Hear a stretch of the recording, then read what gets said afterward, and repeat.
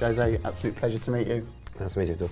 One of the world's greatest managers. When did you decide that you wanted to be a football manager? When I found out that I couldn't be a top football player. Yeah? Maybe. You know, when I went to sports university when I was 18. At that moment,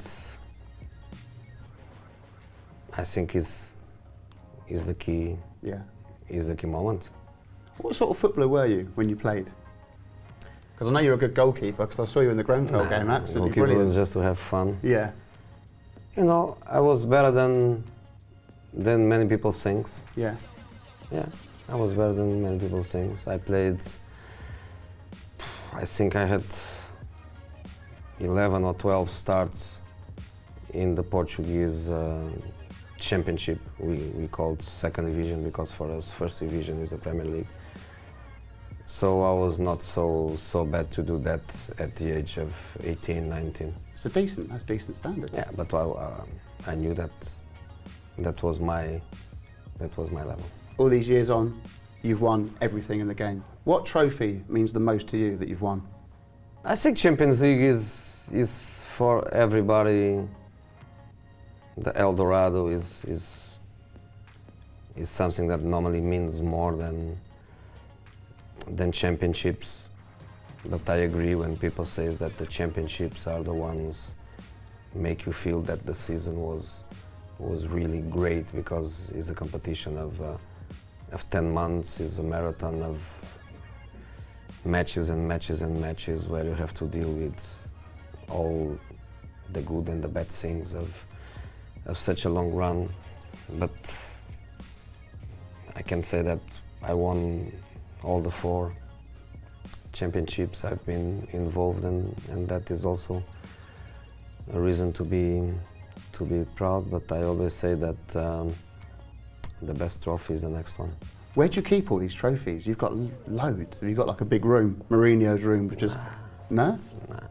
I have some here in my office that I bring from office to office. So when I leave a club and I pack, I don't even bring things that I have there to my house. I bring from office to office, and then I have a few in my house in Portugal, a couple in my house in London. But I don't really care much about it. All the boys that I know that you've managed say you're the best, and you're the best man motivator.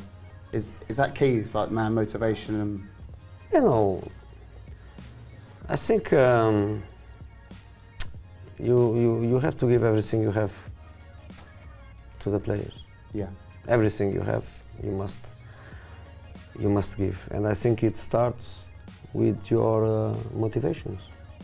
You have to make the players feel that you have great motivations. You are not happy with anything. You want always more and more.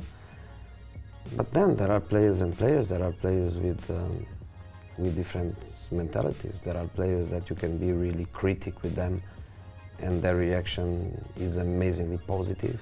Yeah.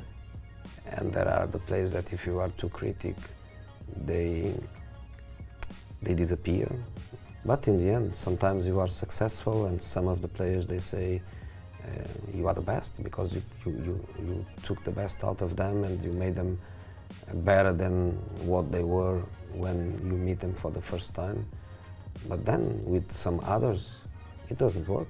You know, there is not a perfect manager, and I really believe that some players, I made them better. I was really successful with them, and some others I was not able to take the best out of them. What one player do you think you've really carried through and said, I've made him so much better?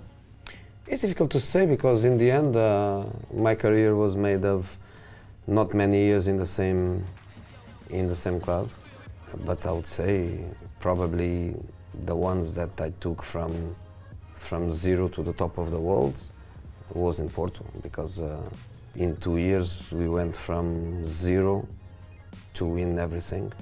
Who's the best player you've coached? I refuse. Refuse? Yeah. Okay. Because I respect them too much. Okay.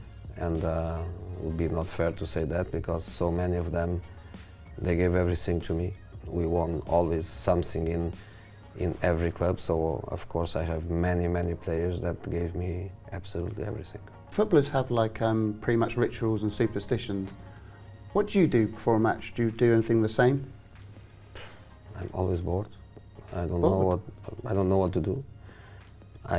If I play at home, I can be in my office, I can watch television, I can do a bit more, but when I play away at home, I'm really bored, I have nothing to do, so I try to spend my time. I go sometimes to give a look to the warm-up, other times I stay in the dressing room reading the match program.